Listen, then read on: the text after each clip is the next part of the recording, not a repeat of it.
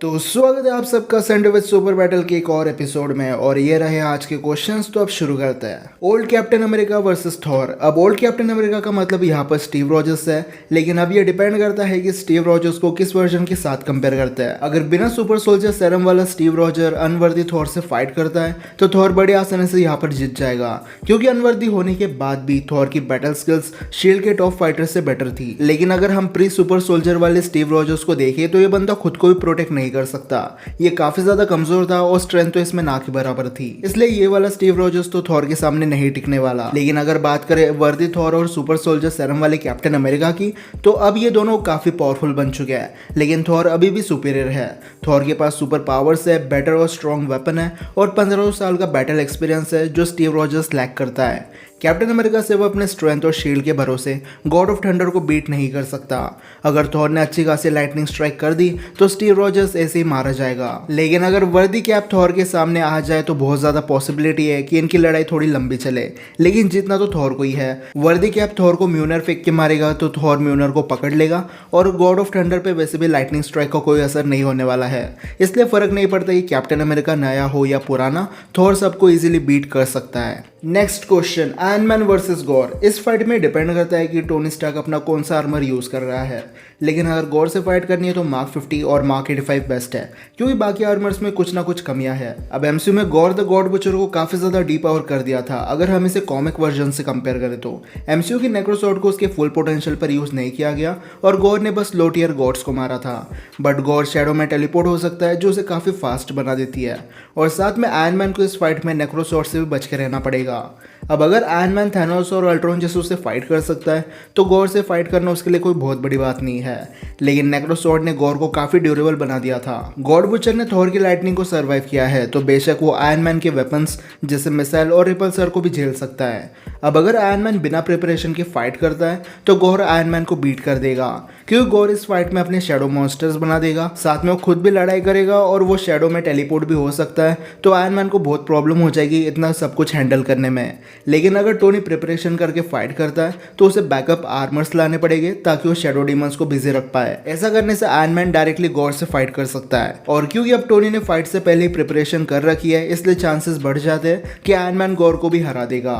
Odin versus Thor. अब अगर बात करें कॉमिक्स की तो थॉर ने प्रैक्टिकली कई बार प्रूव किया है कि वो ओडिन से ज्यादा पावरफुल है, लेकिन जब बात आती है सिनेमैटिक यूनिवर्स की तो यह थॉर और ओडिन के पावर लेवल में अभी भी काफी बड़ा गैप है। एसगार्डियन टाइम के साथ पावरफुल बन जाता है, इसलिए बहुत ज्यादा पॉसिबिलिटी है कि ओडिन की स्ट्रेंथ थॉर से ज्यादा हो। ऊपर से ओडिन के पास ओडिन फोर्स और डार्क मैजिक का एक्सेस था, जिसकी वजह से वो मैजिक बेस्ड फाइट कर सकता है, और ओडिन के हाथ में थॉर की पावर्स का कंट्रोल है। ओडिन की मर्जी चले तो वो 2 सेकंड में थॉर को एक नॉर्मल इंसान बना देगा। और वैसे तो थॉर ने कई बार सुपर विलन्स को बीट किया है, लेकिन ओडिन ने 9 रियल्म्स को कॉन्कर करने के साथ सर्टर और हेला जैसे मॉन्स्टर्स को बीट कर रखा है, जबकि थॉर अभी इतना पावरफुल नहीं है कि इटर्नल फ्लेम वाले सर्टर को बीट कर पाए। सो ओवरऑल देखा जाए तो थॉर लव एंड थंडर के इवेंट के बाद भी थॉर ओडिन जितना पावरफुल नहीं बन पाया है, पर अब वो धीरे धीरे करके ओडिन फोर्स यूज कर रहा है, तो हो सकता है कि वो आगे जाकर ओडिन को सरपास कर दे। लेकिन अभी के लिए तो ऑल फादर ओडिन थॉर से ज्यादा पावरफुल है। Doctor Strange versus Dormammu. अब इन दोनों की फाइट हमने पहले लाइव एक्शन में देख रखी है, और तब हमें ये क्लियरली दिख गया था कि डोरोमामू बहुत ज़्यादा पावरफुल है। अगर स्ट्रेंज के पास टाइम स्टोन नहीं होता तो वो कभी डोरोमामू को हरा ही नहीं पाता। और रियलिटी भी यही है कि डोरोमामू एक ट्रूली इमॉर्टल बीइंग है, जिसे कुछ देर के लिए रोका जा सकता है, लेकिन हमेशा के लिए मार नहीं सकते। अगर डोरोमामू को मारना है तो इन्फिनिटी स्टोन्स का यूज़ करना पड़ेगा। अब अगर डोरोमामू की बात करें तो इन्फिनिटी स्टोन के बिना स्ट्रेंज 1v1 बैटल में डोरोमामू को बीट नहीं कर सकता। सेम कहानी स्ट्रेंज के वेरिएंट्स के साथ है, वो पावरफुल है लेकिन इतने भी नहीं है कि डोरोमामू से लड़ जाए। सिर्फ वॉट इफ में दिखाया गया स्ट्रेंज वेरिएंट इतना कैपेबल है कि वो इस डार्क डायमेंशन रूलर को बीट कर सकता है, लेकिन इस वर्जन को भी थोड़ी बहुत स्ट्रगल करनी पड़ेगी। Shorter versus Hulk. अब सर्टर और हल्क दोनों के पावर लेवल में जमीन आसमान का फर्क है। हल्क अकेला एक आर्मी के बराबर है, लेकिन सर्टर के पास अगर अपनी इटर्नल फ्लेम हो तो वो एक स्काई फादर का लेवल का बन जाता है। रैग्नारोक इवेंट में हल्क ने ट्राई किया था सर्टर को मारने का, लेकिन सर्टर बस एसगार्ड को खत्म करने आया था। अगर वो हल्क को सीरियसली ले लेता तो शायद एसगार्ड के साथ हल्क भी वही मारा जाता। हल्क स्ट्रॉन्ग है, लेकिन वो सर्टर के इटर्नल फ्लेम और स्वॉर्ड के सामने 2 मिनट भी नहीं टिकने वाला। हाँ, अगर सर्टर का बिना इटर्नल फ्लेम वाला वर्जन इनक्रेडिबल हल्क से फाइट करने आता है तो हल्क उसे बीट कर सकता है। Next, vision versus Hulk buster. अब हल्क बस्टर को हम सब जानते हैं, टोनी और ब्रूस का बनाया बल्कि आर्मर जो सिर्फ हल्क को बीट करने के लिए बनाया था, और इस आर्मर ने हल्क को अच्छे से कूट भी रखा है। लेकिन विजन की पावर्स हल्क से कम्प्लीटली डिफरेंट है, इसलिए हल्क बस्टर की ज्यादातर एबिलिटीज यहाँ काम नहीं आने वाली। जैसे हल्क बस्टर के पास रिपल्सर और मिसाइल्स है, लेकिन विजन के पास माइंड स्टोन है जिसमें इन्फिनाइट एनर्जी है। हल्क बस्टर की स्ट्रेंथ हल्क से मैच करती है, लेकिन विजन भी अपनी बॉडी की डेंसिटी को चेंज कर सकता है। और इस फाइट में जो सबसे बड़ी प्रॉब्लम हल्क बस्टर फेस करेगा वो है विजन का फेस करना। हल्क बस्टर के पास ऐसी कोई टेक्नोलॉजी नहीं है जिससे वो विजन की फेजिंग को बंद कर सके, इसलिए अगर विजन ने फेजिंग करना शुरू कर दी तो हल्क बस्टर के अटैक्स का कोई मतलब नहीं रह जाएगा, और विजन काफी आसानी से हल्क बस्टर के सिस्टम और मैकेनिकल पार्ट्स को खराब कर सकता है। हाँ, अगर टोनी फेजिंग को ब्लॉक करने के लिए हल्क बस्टर को मॉडिफाई करता है तो विजन के लिए एक प्रॉब्लम बन सकती है, लेकिन अभी के लिए तो ऐसा अटैक हल्क बस्टर में नहीं है, इसलिए विजन इस फाइट में हल्क बस्टर को बीट कर देगा। MCU versus Thor. अब एमसीयू को थॉर से कंपेयर करने के लिए तो हम कर दे, लेकिन इस वीडियो की लेंथ काफी ज्यादा बन जाएगी, इसलिए मैं कुछ दिनों में इस टॉपिक पर एक सेपरेट वीडियो बना दूंगा। हेला वर्सेस मार्क 85। बेसिकली इस क्वेश्चन का असली मीनिंग ये है कि क्या मार्क 85 हेला को बीट कर सकता है या नहीं, तो आंसर है नहीं। भले ही मार्क 85 टोनी का बनाया सबसे पावरफुल आर्मर है, लेकिन इसका मतलब ये नहीं कि वो सब कुछ कर सकता है। हेला ने अपने वीक फॉर्म में म्यूनर को तोड़ रखा है, और थॉर और वैल्करी से वो बिना किसी स्ट्रगल की फाइट कर रही थी। वही दूसरी तरफ मार्क 85 जो कि सबसे एडवांस सूट था, लेकिन फिर भी वो स्ट्रगल कर रहा था थैनोस के सामने। और एक बैटल में सिर्फ अच्छा आर्मर होने से कुछ नहीं होता है, बेटर स्किल, टैक्टिक्स और बैटल एक्सपीरियंस होना चाहिए जो हेला के पास है। हेला की हीलिंग एबिलिटी भी मार्क 85 से ज्यादा बेटर है, और साथ में जो हेला के शार्पनेस है वो उरो आर्मर को भी कट कर सकता है, इसलिए टोनी को ये भी देखना पड़ेगा कि हेला के वेपन्स उसके आर पार ना हो जाए। और वैसे तो अगर हेला को हमेशा के लिए बीट करना है तो एसगार्ड को सबसे पहले बर्बाद करना पड़ेगा, बट मार्क 85 इतना पावरफुल नहीं है कि अकेले पूरे एसगार्ड को डिस्ट्रॉय कर दे, इसलिए मार्क 85 हेला के सामने 1v1 बैटल में जीत नहीं सकता। Hulk buster versus mark 50। Hulk buster के बारे में हमने अभी कुछ देर पहले ही बात की, लेकिन जो मार्क 50 है वो एक टाइप से कंप्लीटली ऑलराउंडर पैकेज था। नैनो टेक्नोलॉजी की वजह से ये आर्मर वो सब कुछ कर सकता था जो टोनी के बाकी 49 आर्मर्स नहीं कर सकते। अब मार्क 50 अगर थैनोस को बराबरी की टक्कर दे सकता है तो हल्क या फिर हल्क बस्टर आर्मर से भी ये फाइट करने के कैपेबल है, बट ऐसी काफी सारी चीजें हैं जो हल्क बस्टर नहीं कर सकता।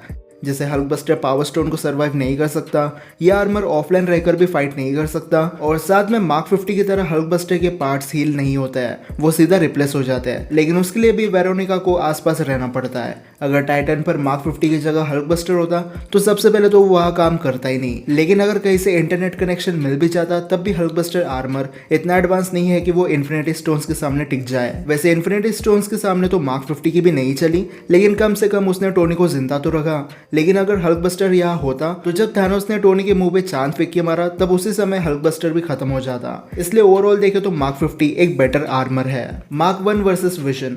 अब लॉजिकली देखा जाए तो विजन और मार्क 1 का कोई कंपैरिजन नहीं है। हम सबको आयरन मैन पसंद है, लेकिन इसका मतलब ये नहीं कि वो किसी भी आर्मर से विजन को बीट कर सकता है। विजन एक हाईली एडवांस रोबोट है जो वाइब्रेनियम से बना है, और रेड वाले विजन के पास फेजिंग एबिलिटी के साथ माइंड स्टोन भी था। वही मार्क 1 एक ऐसा आर्मर है जो बंच ऑफ स्क्रैप से बना था। इस आर्मर का पर्पस बस इतना था कि ये टोनी को रेस्क्यू कर दे, लेकिन जब बात आती है सुपर ह्यूमंस की तो मार्क 1 बहुत ज्यादा वीक आर्मर है। इस आर्मर में टोनी के ज्यादातर बॉडी पार्ट्स एक्सपोज थे, साथ में इसमें काफी बेसिक वेपन थे जैसे फ्लेम थ्रोअर्स और मिसाइल्स। और क्योंकि विजन फेजिंग कर सकता है इसलिए टोनी का एक भी अटैक विजन पर काम नहीं करेगा। बेसिकली विजन के लिए एक वन साइडेड मैच है और कुछ नहीं, इसलिए विजन के विनर बनने के साथ आज की संडे विद सुपर बैटल यही खत्म होती है। अब कुछ एक्स्ट्रा क्वेश्चंस है जिनके आंसर मैं फटाफट दे सकता हूँ, इसलिए आज इन क्वेश्चंस को भी ऐड कर लिया। क्या थॉर हमें फ्यूचर मूवी में दिख सकता है? हाँ देखो, सीक्रेट वॉर्स तक तो थॉर हमें दिखता रहेगा। सीक्रेट वॉर्स की बात कुछ बोल नहीं सकते क्योंकि एक ऐसा इवेंट है जहाँ थॉर मारा भी जा सकता है। Thor versus Scarlet Witch. अगर फिजिकल स्ट्रेंथ की बात करें तो थॉर, लेकिन सुपर पावर्स में स्कारलेट विच बेटर है क्योंकि उसके पास रियलिटी मैनिपुलेशन पावर्स है। आज की वीडियो थोड़ी लंबी बन गई, लेकिन आने वाले कुछ दिनों में हम इन्हें अच्छे से कंपेयर कर देंगे। Mark 5 versus Hulk buster. अब मार्क 5 टोनी के बनाए सबसे वीकेस्ट आर्मर में से एक है, जबकि हल्क बस्टर सबसे स्ट्रॉन्गेस्ट आर्मर में से एक। पर मार्क 5 में वेपन के नाम पर सिर्फ रिपल्सर थे, और ये इतना अच्छा आर्मर नहीं है कि हल्क बस्टर को बीट कर पाए। डॉक्टर स्ट्रेंज और स्कारलेट विच में कौन ज्यादा ड्यूरेबल है? अब वैसे तो ये दोनों ह्यूमंस सी है, इसलिए इनकी बॉडी दूसरे सुपर ह्यूमंस जितनी ड्यूरेबल नहीं है।